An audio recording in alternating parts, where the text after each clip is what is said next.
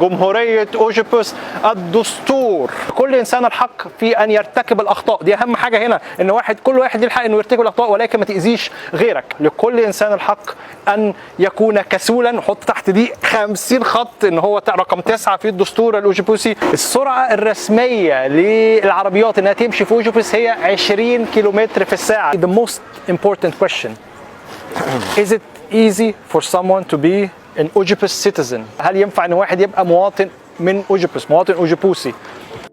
كتير من الناس بتحلم انها تعيش في دولة كلها حرية وسلام وحب وصداقة وامان وطبيعة، مكان يكون مختلف عن العالم العادي اللي باقي الناس عايشة فيه. جمهورية أوجيبوس، دولة الروقان او جمهورية الرايقين زي ما بيسموها، اعلنت استقلالها عن ليتوانيا سنة 1997 وتقع في وسط مدينة فيلنس عاصمة ليتوانيا.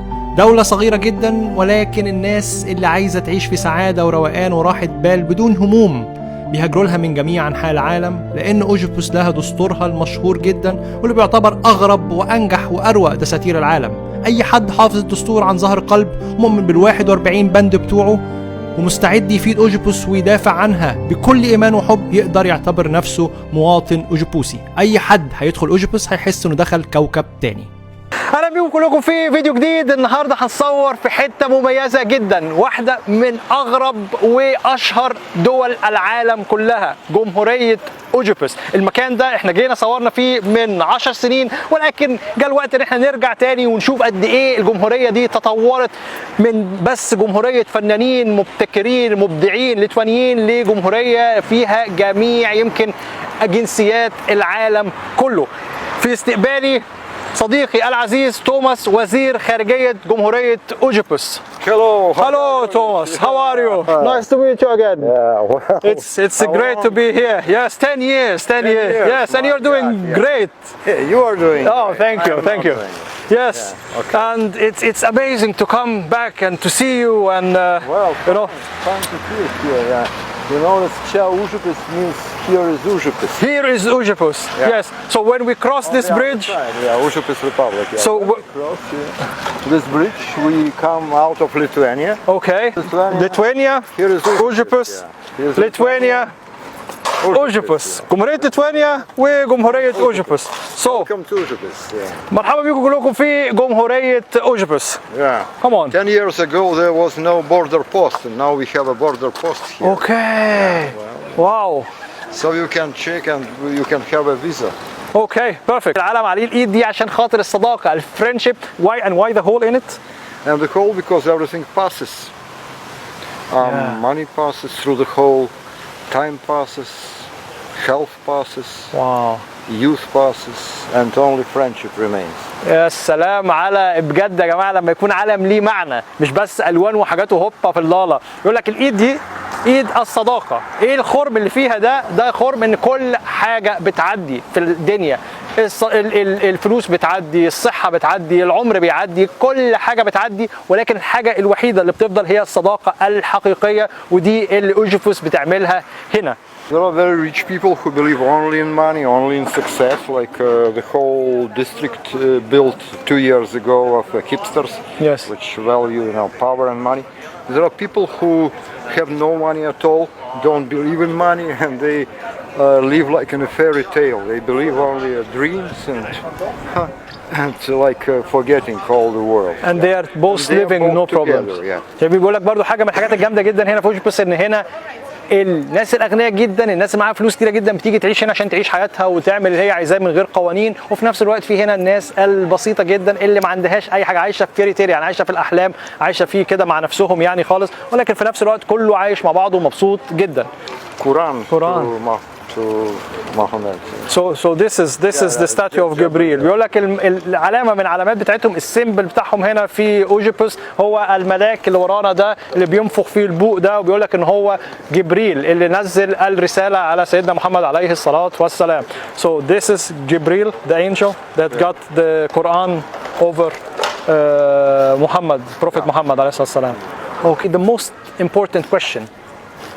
Is it easy for someone to be an Oedipus citizen؟ نسأل الناس هو هل ينفع ان واحد يبقى مواطن من أوجيبوس، مواطن أوجيبوسي؟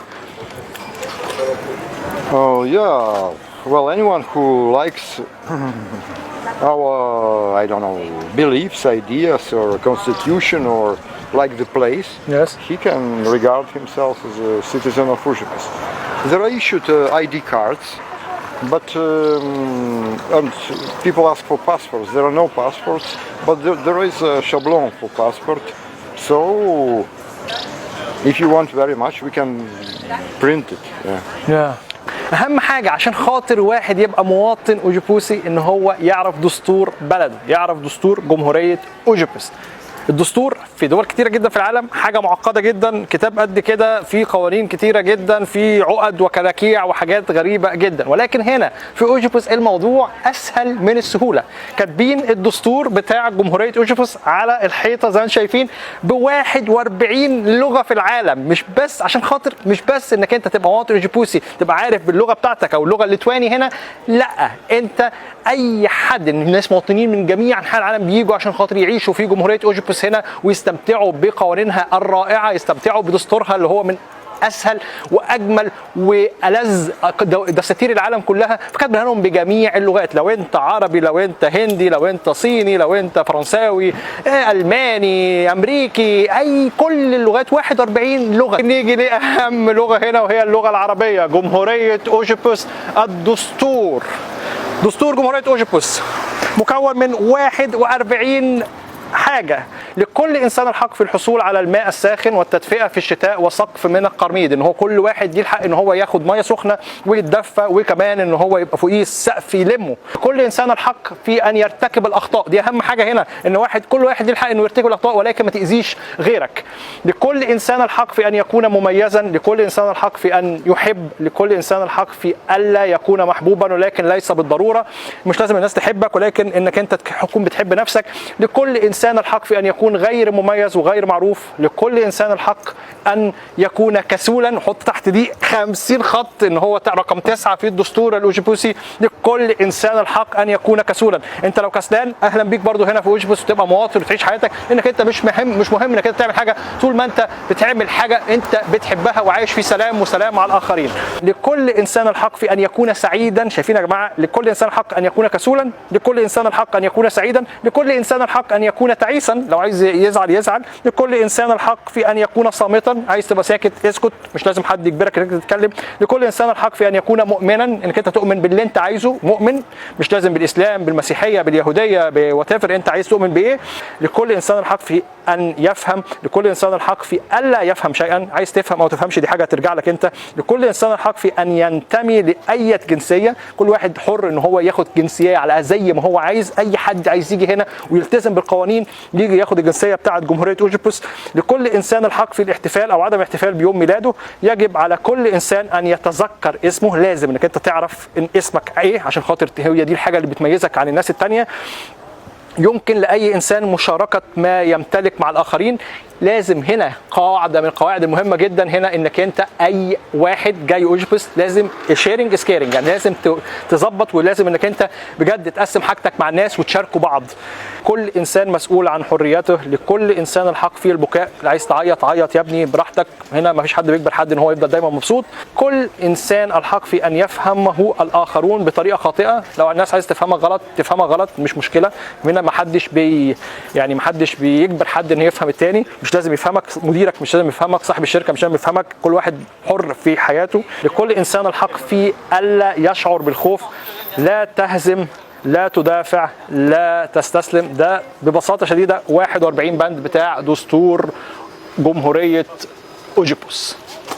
ارفي صديقي هنا واحد من اول المقيمين، وهو راجل من الناس الراجل اللي شهدوا الاستقلال بتاعه دوله اوجيبوس عن ليتوانيا وعن عاصمتها فيلنس، ويعملوها دولة مستقلة للفنانين. الراجل ده هو المسؤول عن بناء العمارات وبناء البيوت الجديدة اللي وراها دي عشان خاطر تبقى سكن للناس اللي جاية تستثمر في اوجيبوس. شايفين ديزاينات البيوت هنا؟ بيقول لك زمان لما كان بيعمل بيوت، وبعدين دلوقتي البيوت الجديدة اللي هو بيعملها، البيوت الناحية التانية برضو جديدة اللي هو بيعملها.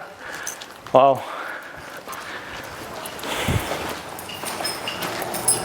It's a good view with this castle or tower. You see better view. بيقول لك احلى فيو في الكل. لما هو المؤسس بقى، هو الراجل اللي بيعمل البيوت كلها، فاختار لنفسه الكريم دلا كريم، اختار لنفسه احسن نقطه في كل اوجيبس عشان خاطر تبقى شايفه كل حاجه، مش بس في اوجيبس ولكن كمان في فيلنس عاصمه ليتوانيا. شايفين لما واحد بجد يبقى هو اللي باني الحاجات في اوجيبس، لما بيعمل لنفسه حاجه شايف المنظر واو اميزنج. واو Wow. Down in this tree is Vilnales. Yes, the river. Like this. Wow. This is Užupis, this is Vilnius city. واو. بيقول لك هنا كده احنا في اوجيبوس، الناحيه الثانيه فيلنس عاصمه ليتوانيا، وهنا النهر بيجري. لو الشجر ده في الشتاء ما بيبقاش موجود هتلاقي النهر بيجري كده زي التعبان، بيمشي لغايه البرج بتاع اوجيبوس اللي بتاع فيلنس اللي قدامنا ده. واو. اوجيبوس تطورت جدا جدا جدا خلال السنين اللي فاتت، لدرجه ان هو بقى فيها ناس كتيره جدا يعملوا مشاريع قويه جدا، ناس كتيره جدا زي ما قلنا بيجي من جميع انحاء العالم بتستثمر هنا في اوجيبوس، وعندهم حتى العربيات الكهربائيه عندهم اهو. يعني هتلاقي الاماكن جايه عربيات تسلا للناس اللي ساكنين هنا بشواحن كهربائيه بتاعتهم في الشوارع، موجوده في كل مكان عشان خاطر يشجعوا كمان الناس ان هم يبقوا كويسين جدا مع الطبيعه، ان هم هنا بيحاولوا ان هم يحافظوا على الطبيعه على قد ما يقدروا.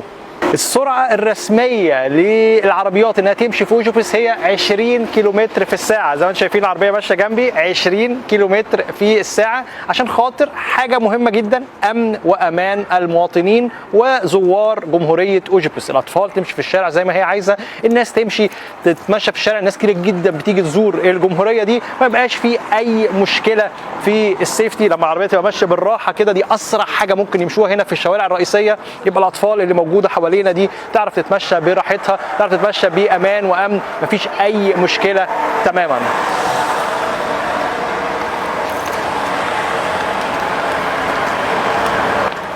هنا بتنتهي حدود اوجيبوس زي ما انتم شايفين، خلاص كده مفيش اوجيبوس، خطوه كمان هندخل في ليتوانيا، يعني مفيش ابتسامات، مفيش قانون ال 20 كيلومتر في الساعه لاوجيبوس، ومفيش دوله الفنانين. وخلي بالك انك انت ممكن تقع في الميه وانت معدي لو البريدج او الكوبري ده فتح. اشوفكم على خير باذن الله في حتت تانية كتيره جدا. ما تنسوش تعملوا لايك وشير، تابعونا صفحتنا الرسميه على الفيسبوك حجاجوفيتش، تعملوا فولو ولايك، وصفحتنا الرسميه على اليوتيوب حجاجوفيتش تعملوا سبسكرايب، فعلوا الجرس عشان خاطر يوصلكم فيديوهاتنا جديده اول باول. صفحتي على الانستجرام فيها صور وفيديوهات حصريه مش موجوده في اي حته تانية. اشوفكم على خير باذن الله في حتت تانية كتيره جدا. احمد حجاجوفيتش، سلام.